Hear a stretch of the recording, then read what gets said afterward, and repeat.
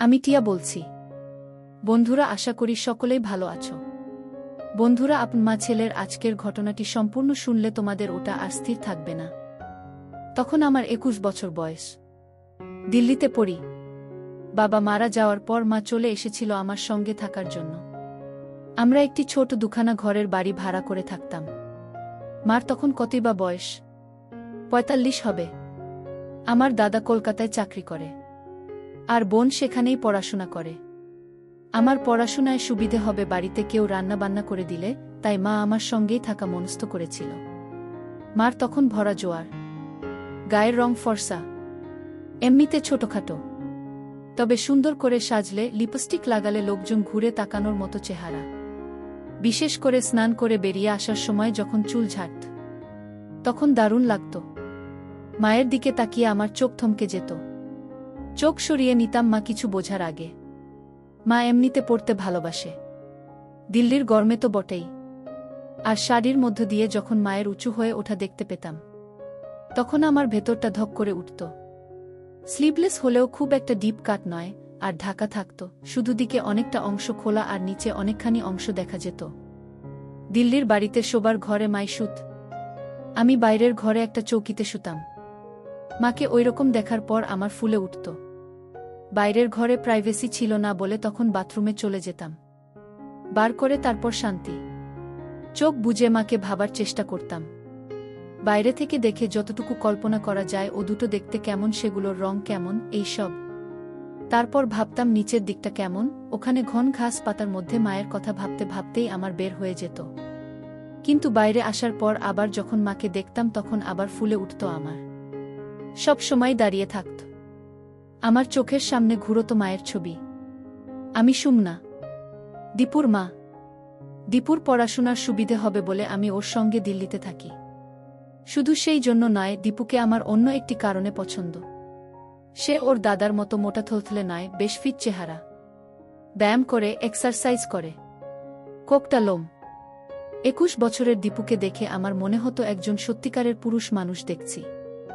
আরেকটা কারণ হলো ও অনেক বেশি হাসি খুশি, আমার সঙ্গে ফ্রি। তাই ওর কাছে থাকতে আমার ভালো লাগে। ওর দিকে তাকিয়ে, বিশেষ করে দীপু যখন বাথরুম থেকে চান করে তোয়ালে পরে বেরিয়ে আসত, তখন যে আমার কিছু হতো না সেটা বলবো না।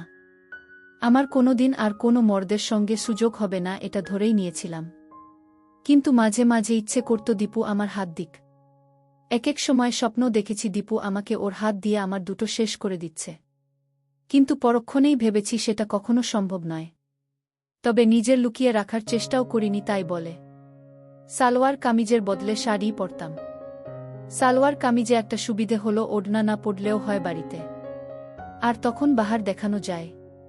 কিন্তু আমার ইচ্ছে হলো দীপুকে আমার দেখানোর, আর তার জন্য শাড়িই ভালো। নানা ডিজাইনের অজুহাতে অনেক অংশ দেখানো যায়, বিশেষ করে কাছের জায়গাটা যে অনেকটা বড় সেটা আমি জানি। সেগুলো দীপুর চোখের সামনে তুলে ধরার জন্য শাড়ি বেস্ট। আমার মনে হতো মার দরকার, এখনই তো মার পূর্ণ পাওয়ার বয়স। আর মনে হতো আমি মাকে সেই দিতে পারি যা পেলে মাও খুশি হবে, কিন্তু যেটার কোনো সম্ভাবনা নেই জানতাম। একটাই সম্ভাবনা ছিল যে যদি মার মনেও একটু উসখুস থাকে, তাহলে একটু সাহস করে কিছু করলে হয়তো সাড়া দিতে পারে। এই কথা ভাবার পর আমার দিনরাতের ধ্যানগান হয়ে পড়ল কিভাবে মাকে তোলা যায়। কি টোপ গিলতে পারে মা? মাকে দেখে মনে হতো মারও নিশ্চয়ই মন আনচান করছে, কিন্তু কিছু বলতে পারছে না। আমি প্রায় ভিডিও দেখি, গল্প পড়ি, সেখানে মার সঙ্গে ছেলের সম্পর্ক নিয়ে অনেক কথা থাকে। ছবি ভিডিও তো আছেই, কিন্তু কি করে ওই অবস্থায় পৌঁছাবো সেটার কুল কিনারা পাচ্ছিলাম না। একবার মনে হলো রাত্রিরে মা শোবার ঘর থেকে রান্নাঘরে যায় জল আনতে বা পরের দিনের রান্নার জিনিস গোছাতে। আমি ভাবলাম ওই সময়ে যদি আমি বাইরের ঘরে শুয়ে হয়ে শুরু করি তাহলে কি হবে, কিন্তু অনেকবার ভেবে ওটা বাতিল করলাম। মা যদি উল্টো রেগে যায়, আমি যে স্বপ্নে বিভোর হয়ে থাকতাম সেটা হলো মা আমার সামনে নিজেকে ধরছে আর চাইছে আমি মার সঙ্গে। কল্পনা করতাম মা আমার সামনে একদিন রাতে এসে দাঁড়াবে, বিয়ের সাজের বুয়ের মতো, তার একটা একটা করে আমাকে দেখতে দেবে, যেন মা নিজেকে প্রেজেন্ট করছে, সবাই যেমন করে ক্লায়েন্টের সামনে। কিন্তু আমাদের সম্পর্ক ঠিক বাবু আর ওদের মতো হবে না। হবে প্রেমের, ভালোবাসার। মার মুখে চোখে লজ্জা থাকবে, প্রেম নিবেদনার গরম ভয় শরম সবকিছু মেশানো থাকবে। আর তারপর মা দেখাবে, টেনে ধরে দেখিয়ে দেবে। আমার স্বপ্নে আমি তখন উঠে মার হাত ধরে আমার উপর রাখব। এইসব ভাবি আর দীর্ঘশ্বাস ফেলি। প্রশ্নটা হলো কিভাবে মাকে দেখাব? কোন অজুহাতে? একবার দেখলেই আন্দাজ করতে পারব মার মনে কোনো সুপ্ত ইচ্ছে আছে কিনা। একবার ভাবলাম আমি যদি কোনোভাবে মাকে ভিডিও দেখাতে পারি, ছবি বা ভিডিও, তাহলে হয়তো ওইদিকে মন যাবে ভাববে। কিন্তু সেটারই বা সুযোগ কোথায়? তখন ভাবলাম আরেকটু সাধারণ ব্যাপার থেকে শুরু করা যাক।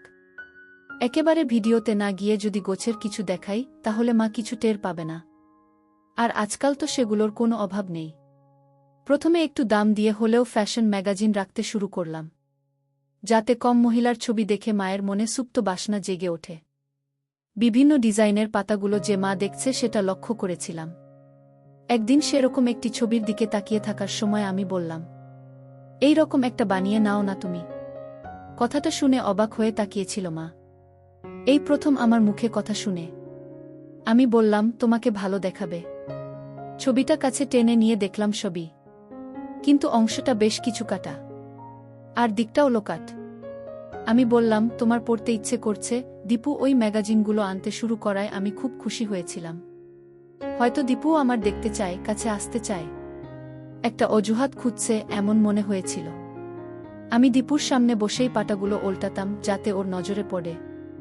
এই ছবিটা আমি অনেকক্ষণ ধরে দেখছিলাম, তাই সে কাছে এসে বলেছিল, এরকম পড়তে চাই কি না। দীপুর কথা শুনে মনে হয়েছিল দীপুকে আমার দিকে টানার চেষ্টা করব, ওকে তুলব। মা ছেলের মধ্যে সম্পর্কের সংস্কারটা একটা দূরত্ব আনবে ঠিকই, কিন্তু যদি ঠিক ঠিক কাজ করে যাই, তাহলে হয়তো সে আমাকে মা নয়, একজন মহিলা হিসেবে ভাবতে পারে। মহিলাও না, আমি সেই মুহূর্তে চাইছিলাম দীপু আমাকে একজন নষ্ট মেয়ে ভাবুক, যাতে তার মনে কথা জড়ো হয়। এই সব ভেবে আমার শক্ত হয়ে যেত, আর ভাবতাম কখন সেখানে দীপুর আঙুলের পাব। মা আমতা আমতা করে বলল, যাহি কি বলছিস, লোকে কি বলবে? আমি বললাম, কেন, লোকে বলার কি আছে? তোমার কি এমন বয়স? দেখো, এরকম ভালো লাগবে। কথাটা শুনে মা লজ্জা পেল, মুখ লাল হয়ে গিয়েছিল এক মুহূর্তের জন্য, ধ্যাত বলে ছেড়ে দিয়েছিল। কিন্তু আমি ছাড়িনি। আমি বললাম, তোমাকে বানিয়ে দেব, ওটা হবে আমার গিফট। তারপর বললাম, চলো ওরকম একটা শাড়ি কিনে আনি। মা বলল, ও বাবা, আমি ট্রান্সপারেন্ট শাড়ি পরে বেরোতে পারবো না। আমি বললাম, ঠিক আছে, বাইরে পড়তে হবে না, কিন্তু তুমি একেবারে সাজবে না, সেটা হয় না। তুমি একটু সাজুগুজু করলে তোমার মন ভালো থাকবে, এতে লাভ হয়েছিল। একদিন মা কাজ করতে করতে হঠাৎ বলল, আচ্ছা দীপু, আমি খুব মোটা হয়ে গেছি না? মা উপর থেকে সরিয়ে আমাকে দেখানোর চেষ্টা করছিল, গলা একটু আড়ষ্টতা। বুঝলাম মা অনেক ভেবে এই প্রশ্নটা করেছে, হয়তো আমাকে তার দেখাতে চায় এই কথা বলে, কারণ তখন নিচে উদ্ধত দেখা যাচ্ছিল, একটা পরিষ্কার দেখা যাচ্ছিল। আমি বললাম, না মানে কেন বলো তো? না রে, কেমন একটা থলথলে হয়ে গেছি। ম্যাগাজিনের মডেলের ছবি দেখে তোমার এই কথা মনে হচ্ছে? মা মাথা নেড়ে সায় দিল। কি করি বলতো? কি আবার? এক্সারসাইজ করো, ওটা তো জমেছে, চলে যাবে। কি এক্সারসাইজ করব বলতো? আমি ওই জিম টিমে যেতে পারবো না, ঘরে বসে কিছু করলে কমবে, ঘরে বসেই তো আমি এক্সারসাইজ করতে পারো তো। এই বলে ভাবলাম একটা সুযোগ নেই। বললাম, কিন্তু তার জন্য অন্য জামা পরতে হবে, পরে তো আর ওসব করতে পারবে না। কি জামা? আমি সাহস করে বললাম, তাহলে পায়ে শাড়ি জড়িয়ে যাবে না? কথাটা উচ্চারণ করার সময় আমার রক্ত গরম হয়ে উঠেছিল। আমার হাত রেখে মার দুটো দেখানোর ভঙ্গিতে বললাম, এগুলো শক্ত করে আটকে রাখতে হবে তো।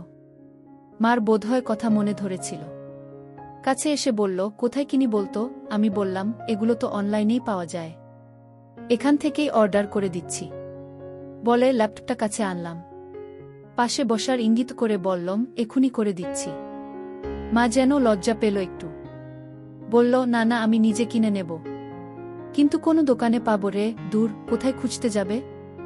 সব দোকানে পাবেও না, এখুনি হয়ে যাবে, এসো। শুনে মা কাছে এসে বসল। আমি অনলাইন স্টোরসের সাইট খুলে সার্চ করলাম, মডেলদের ছবি ফুটে উঠল, নানান ভঙ্গিতে পোজ করা। যেন খুব সাধারণ কথা বলছি সেই ভঙ্গিতে বললাম। মা একটু থতমত খেয়ে গেল এই ডিরেক্ট প্রশ্নে। তারপর আমার দিকে না তাকিয়ে বলল। আমি সুযোগ বুঝে একবার মার দিকে তাকিয়ে নিলাম। কোনো দরকার ছিল না, তবু মাকে বোঝাবার জন্য যে আমি মার দেখতে চাই। মা টের পেয়ে গুছিয়ে বসল। কিন্তু ঠিক পরের মুহূর্তেই মা হাত তুলে চুলে দিতে লাগল। আর আমি মার সব পরিষ্কার দেখতে পেলাম। তখন আমার গরম হয়ে গিয়েছিল। মা যে ভঙ্গি করছে সেটা স্পষ্ট বুঝতে পেরেছিলাম। মনে মনে ভাবলাম, দাদাও দেখাচ্ছি তোমায়। এই প্রথম মাকে প্রেমিকার রূপে ভাবলাম। তোমার ব্যবস্থা করছি আমি। আমি এবার আর চোখ সরিয়ে নিলাম না। যতক্ষণ পারি নির্লজ্জের মতো মার দেখলাম। একবার মার সঙ্গে দৃষ্টি বিনিময় হলো। দেখলাম মা তখনও চুল ঠিক করার ভান করে মেলে ধরেছে আমার সামনে। আমি ইচ্ছে করেই ছেনালিপনা করেছিলাম। আমি চেয়েছিলাম দীপু ভালো করে দেখুক আর জানুক যে আমি সেটা উপভোগ করছি। আমি চাই দীপু বুঝে নিক যে আমার দিকে তার চাহনি আমার ভালো লাগে। দীপু যখন আমার দিকে হা করে তাকিয়েছিল, আমি আর চোখে দীপুর দিকে তাকিয়েছিলাম। দেখেছিলাম সেখানে একটা বলিষ্ঠ রয়েছে। সেটা দেখতে পেয়ে আমি আমার হাত আরও কিছুক্ষণ উপরে রেখেছিলাম। আমি তাকিয়ে আছি দেখে মা হেসে জিজ্ঞেস করল, কি বিশ্বাস হচ্ছে না? অত দেখতে হবে না। আমার মুখে কথা সরছিল না। বললাম, তোমার যা সুন্দর লাগছে না, একই কথা বলে যাচ্ছে শুধু। কোথায় আমার আরেকটু ভালো হবে সেটা না, একটু চাইছি এক্সারসাইজ করার কথা। আর ছেলে শুধু ভালো বলেই যাচ্ছে। ওরকম কথায় ভালো না বেশে সত্যি সত্যি একটু সাজেশন দে তো দেখি। তারপর বলল, আচ্ছা শুনেছি নাকি নাচ প্র্যাকটিস করলে কমে? সবাই বলে বেলি ড্যান্সিংয়ের কথা। কমে যায় নাকি? আর নাচটাও শেখা হলো? কি বলিস তুই? আমি জানতাম দীপু লুকিয়ে লুকিয়ে ড্যান্সিংয়ের ভিডিও ক্লিপ দেখে, তাই এই কথা তুলেছিলাম। ড্যান্সিং শিখলে আমার দুটো লাভ ভালো হবে। আর দীপুকে দুলুনির নাচ দেখিয়ে আমার দিকে আকৃষ্ট করব।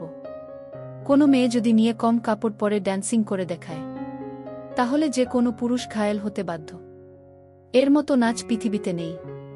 আর এতে কম পড়ার হাজার অবকাশ আছে, অজুহাত আছে।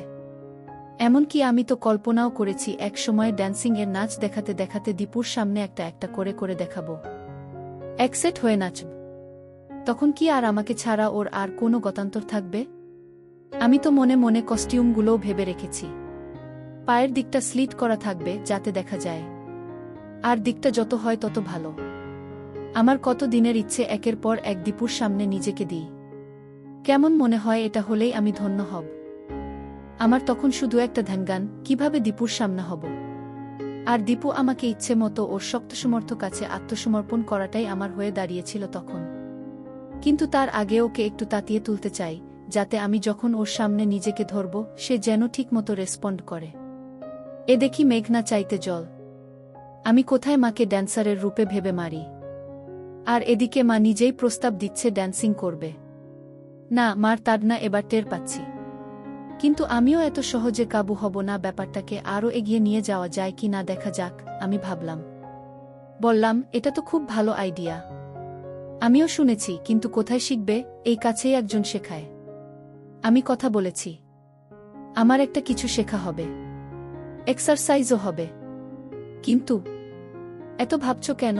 আরে তোর দাদাবোন তো শুনেই রেগে যাবে। মা ড্যান্সিং করছে, আর চারপাশের লোকজন আছে না। একটু ওই নাচ কি না? শোনো, তুমি তো আর কোথাও পারফরম্যান্স দিতে যাচ্ছ না। কাউকেই জানানোর দরকার নেই। সেটাও ঠিক, শুধু ক্লাসের লোকজন দেখবে, আর কেউ না, আমিও না। মা তখন এগিয়ে এসে আমার বলল, ও আমার সুইট বেবি, অফকোর্স তুই চাইলে দেখাব। আমি ততক্ষণে ল্যাপটপ খুলে ইন্টারনেটে কিছু ড্যান্সিংয়ের ছবি সার্চ করলাম। মা কাছে এসে বলল, এই দেখ, কোনো নেই। মা দেখাচ্ছিল আর আমি দেখছিলাম। মার দিকে তাকিয়ে বললাম, তোমাকে কিন্তু হেভি লাগবে। আমার মা চোখ মেরে বলল। আমি অপ্রস্তুত হয়ে কিছু বলতে যাচ্ছিলাম। মা হালকা হেসে বলল, আমি জানি তুই কি ভাবছিস। আমি বললাম, আচ্ছা তোমাকে একটা জিনিস বলবো। মা রাগ করবে না তো? মা অবাক হয়ে বলল, না। কি রাগ করবে না বলো? আরে বাবা, করব না, বলতো দেখি। তুমি এখন থেকে প্লিজ ইউজ করো না তোমার হাতের নিচে। শয়তান ছেলে বললেই হলো। কেন? মায়ের মুখে কথাটা শুনে আমার আরও শক্ত হয়ে উঠেছিল। বললাম, তুমি কাটবে না, আমি হেয়ার রিমুভার এনে দেব। দেখো, ড্যান্সিং করবে, আর ওরকম খড়খড়ে না। এবার মা হালকা হাসল। বলল, একজনের দেখছি আমার নিয়ে রিসার্চ করা হয়ে গেছে। এত নজর ছেলের? কোনো ফাঁকে দেখিস রে এত? আমি বললাম, আবার কিসের? মা তখন আলতো করে কপট রাগ দেখিয়ে গালে চড় মারল। আমি তোর মা না? মার দিকে কুনজর দিতে হয়, কোথায় কুনজর দিলাম? আমি মজা করার চেষ্টা করলাম, শুধু নজর দিয়েছি, ব্যাস। তারপর বললাম, রাগ করলে? আমি জানতাম মা ইচ্ছে করেই করছে, তবু ভান করলাম কিছু জানি না। না রে বাবা, আমাকে দেখার লোক বলতে তো একমাত্র তুই আছিস। কিন্তু আমি ওসব ইউজ করব না যদি না তুই কিনে দিস। আমি এখুনি নিয়ে আসব বললাম। আমি চাই না তুমি কখনো, তোমার ওখানের স্কিন খারাপ হয়ে যাবে, শক্ত খড়খড়ে হয়ে যাবে। তারপর গলা আরও নরম করে বললাম, প্লিজ দেখো, তোমার নিজেরই ভালো লাগবে। সন্ধেবেলা জিজ্ঞেস করেছিল, মা আলতো করে জানালো, হ্যাঁ। আমি ভঙ্গিতে বললাম, আর কখনো ওসব ইউজ করবে না। তোমার নিজের ভালো লাগছে না? তারপর বললাম, একটু জ্বালা করছে, তাই না? মা যখন বলল, হ্যাঁ করছে, তখন মার কাছে গিয়ে হাতে একটু হাত দিয়ে বললাম, ওই একটু সহ্য করো, ব্যাস। আমার তখন খুব ইচ্ছে করছিল তুলে দীপুর সামনে দাঁড়াই, ও দেখুক, কাছে আসুক। কিন্তু লজ্জা পেয়ে পারিনি, কারণ জানতাম আরও সুযোগ আসবে। এও জানতাম যে দীপু এখন আমাকে শিকার করার ধান্দায় আছে, আর আমি শিকারীর কাছে এত সহজে ধরা দেব না ঠিক করেছিলাম। যত উঠতে পারি তত শিকারের খেলা জমবে। আমি চাইছিলাম ওর আরেকটু কষ্ট পাক, যাতে আমাকে ছাড়া আর কিছু ভাবতে না পারে। এরপর একদিন মা ড্রেসিং টেবিলের সামনে বসে চুল আঁচড়াচ্ছিল। আমি পেছন থেকে মার কাঁধে হাত রেখে বললাম, চলো তোমার চুলের স্টাইল বদলাই, একটু অন্যরকম করে কাটিয়ে এসো, আর একটু ডাইও করিয়ে নাও, কয়েকটা জায়গা শুধু, ভালো লাগবে। আর এই নাও তোমার জন্য একটা লিপস্টিক এনেছি, বলে মায়ের ফেভারিট রঙের একটা লিপস্টিক হাতে তুলে দিলাম। দেখলাম মা খুশি হয়েছে। সেদিনই গিয়ে চুল কাটিয়ে স্ট্রেট করিয়েছে। ঘরে ঢুকতেই আমি বললাম, দেখেছ কি সুন্দর লাগছে? বলেছিলাম না? শুনে মা লজ্জা পেল। বলল, সত্যি? আমি কাছে গিয়ে বললাম, আমি এমনি এমনি বলছি নাকি? কতজন তোমার দিকে তাকিয়েছিল রাস্তায় বলো তো? মা আমার কথা শুনে আরও লজ্জা পেয়ে ভেতরে চলে গিয়েছিল। কয়েক মাস পরের কথা। মা রেগুলার ড্যান্সিং ক্লাসে যায়। একদিন বলল, আমি একটা হিন্দি গানের সঙ্গে নাচ শিখেছি, ঠিক ড্যান্সিং না, তবে ওই রকম, তোকে দেখাবো। অফকোর্স। আমি তো এক পায়ে খাড়া। বললাম, কস্টিউম কোথায় পেলে? না রে, ওগুলো পরে কিনব, খুব দাম। এই নাচটা করব। দাঁড়া, হিল জুতো পরে আসি। মা, তুমি হিল জুতো পরছো আজকাল? বাহ! হিল জুতা পরে নাচতে গিয়ে মা পড়ে যেতে গেল। আমি তাড়াতাড়ি মাকে গিয়ে ধরল। মা অঙ্গতা বসত, আমার হাত লেগে গেল, সাথে সাথে আমার শক্ত হয়ে গেল। কিন্তু এ কি? মা কিছু বলছে না কেন? তার মানে কি মাও রাজি? আমি প্ল্যান করে ফেললাম, আজকেই ঠাকুর ডুবানোর উত্তম সময়।